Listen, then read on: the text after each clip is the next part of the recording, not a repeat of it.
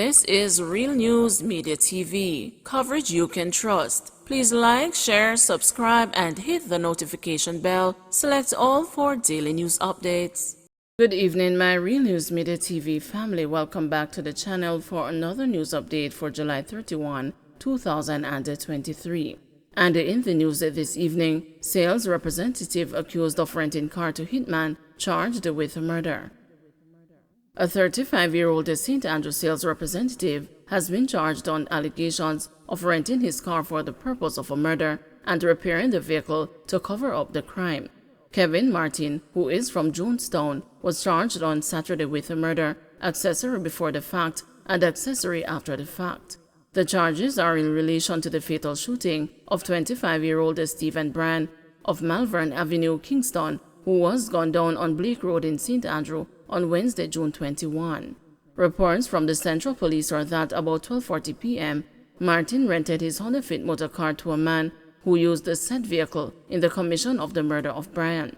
It is alleged that Martin subsequently repaired several damage to the vehicle, including covering up bullet holes. As the investigation unraveled, Martin was arrested on Saturday, July 22, and charged. His court date is being finalized. Three-way no longer a person of interest, says attorney. Dulcita Chin, otherwise called a three-way, is no longer considered a person of interest in Friday's quadruple murder in Central Village, St. Catherine, his attorney says. The police, via the media, had asked Chin to report to the Major Investigation Division or the nearest police station following the murders. However, on Sunday afternoon, when Chin and his lawyer, Kemar Robinson, showed up at MID, they were advised that he was not a suspect in the matter. Robinson further stated that he spoke to the investigating officer and was told that the police had no interest in his client concerning these killings. Mr. Chin maintains his innocence and adds that he has not been to Central Village in over 2 years, Robinson said. Justin McGregor, also called the AK Man, Mark Ellis, also called the Fracity, and the two other men, who have so far only been identified by their aliases, Ottoman and Demento, were killed in the attack. Prior to the incident, McGregor was being sought by the St. Catherine South Police Division.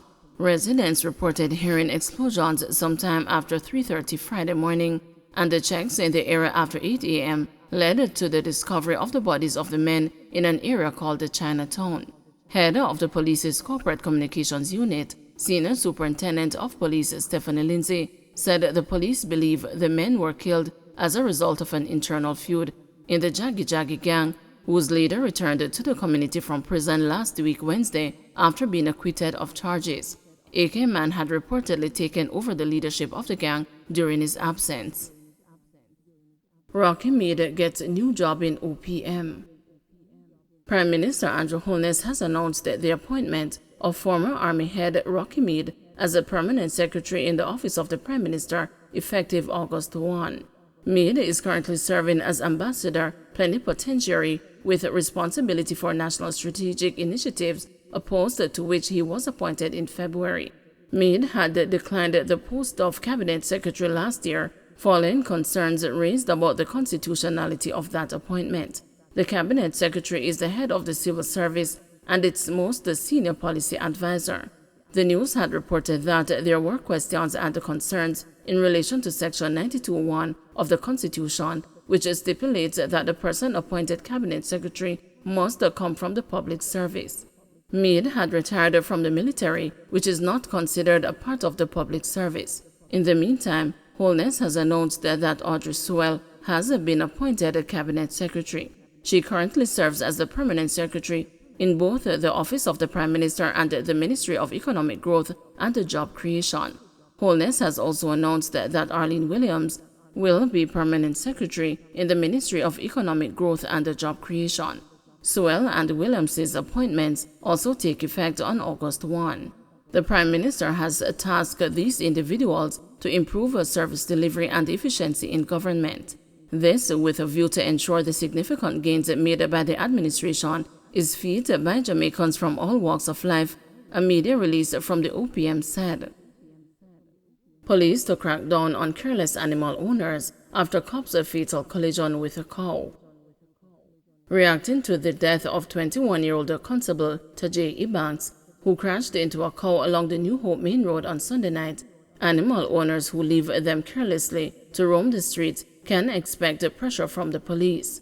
Deputy Superintendent of Police in charge of operations for the Westmoreland Police Division, Adrian Hamilton, said there are serious concerns with cows roaming the thoroughfare and says the police will be taking this matter seriously and bringing those animal owners to the books when it comes on to ensuring that they take control of their animals, which are causing great loss of lives within that area. Constable Ebanks was assigned to the traffic department at the Savannah Lamar Police Station in Westmoreland. Reports are that at 8:35 p.m., Ebanks was traveling on his service motorcycle while on duty towards Little London in the parish when, upon reaching a section of the roadway, he collided with a cow that walked from the left embankment into his path. Constable Ebanks was flung from the motorcycle and sustained multiple injuries. He was assisted to hospital where he was pronounced dead. In light of Ebanks' death, DSP Hamilton told the news that the staff is devastated at this time. The staff is shaken at this unfortunate incident. Ebanks was an endearing individual who galvanized the people.